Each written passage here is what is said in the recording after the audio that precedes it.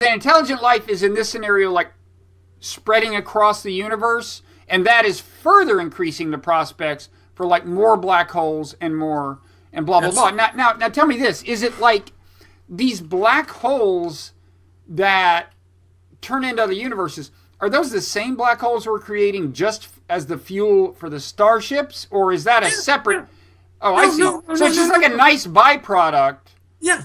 Okay. Yeah. So now my point of view has no point of, I mean, of altruism. I don't know. There's nothing in human history. This distinguishes you from Harrison, right? We referred to Edward Harrison, who died in 2007. He was a cosmologist, and he published a piece, I guess, in 1995 in a journal that had so in his version, it's like a conscious decision to create other universes. But look, why couldn't it be? It's a constant decision to get rich, to travel, and to keep warm. I mean, so you have a more cynical view, but I don't get. Well, I mean, I'm sorry. Do you read history? I mean, cynicism versus altruism. What's the scorecard look like? Yeah, but there is something about people like the idea of the perpetuation of the lineage. Yeah, that's true. I think it might give people. So the thing is, for the human race to start doing this, I mean, you would have to build something the size of a small asteroid that's as precise as the gravitational wave detectors that are scaled down to nuclear dimensions. And I said in round numbers, so you would probably have to make the laser in lots of tiny, very small tubules that you would have to all align, because otherwise the heat dissipation would be a problem. Mm-hmm. I mean, so one of these would be like a very, very high-tech nuclear explosive that explodes, lasers when it explodes, and you would have to correlate them. And if you think about one of these as being about as heavy as a car, the industrial task of building enough of them to get within its Schwarzschild radius would be comparable to making all the cars in the world today. Mm-hmm. Okay, so about 1 billion. Think about building 1 billion cars. That's the size of the task.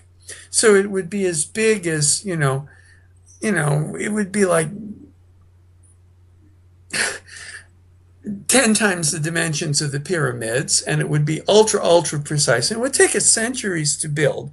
We would have to build a space-based industrial base to use solar system resources. We couldn't think about doing it on Earth.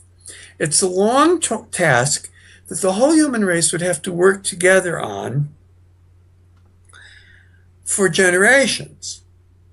Okay. So, but then if we did it, we reproduced the universe, and our progeny spread all over the galaxy. Right. Well, we earlier were saying that,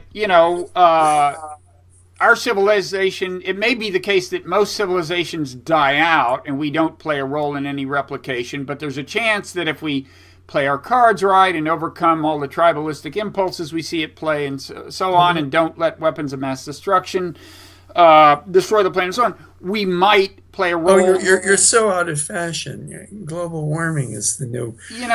Don't get me started. I personally think, as important as global warming is, I think we're more likely to blow things up through hatred and weapons, but we'll see. But anyway, the point is... I think stupidity is just as bad. It's probably worse than evil. But, I mean, the thing is, we've done such a wonderful job already on the global warming, just completely by accident. Yeah, but the great thing about global warming is when you finally try to do something about the problem, it does tend to make some progress towards solving the problem, right? It's not... Whereas with, like, the war on terror, whatever you want to call it, everything we try to do about it actually makes it worse. So it's a positive feedback cycle of ever descending catastrophe. Whereas like global warming, once it finally gets your attention, it's not like the things you do actually make the problem worse. They make the problem better. Okay. Well, perhaps doomsday scenarios are a matter of taste. Okay, so let me. Anyway, what I was going to say was. But anyhow, the point is, wouldn't we be much more likely to avoid these things if we had an overarching sense of unitary purpose. Well, that's my point. But And isn't it better? Isn't the purpose more inspiring if it's actually to create other universes than if it's, I mean, not to trivialize the building of a starship, than if it's just the building of fuel for a starship, right? Well, okay, I mean, they come together. Right. They don't get one without the other. Right, but we might as well tell people, hey, it's a twofer. Sure, it's a starship. You know, it's like it's a breath mint, it's a candy mint. I don't know if you're old enough to remember the Certs commercials, but it's a starship fuel. It's a baby universe. Yeah, no, I know. But see, the other thing is, we are getting very close to the point where we're going to start finding out where the Earth-likes are, and then the next Sorry. the Earth-like planets. Oh, sure. They're starting to discover them now. And the next generation is going to have pictures of Earth-likes.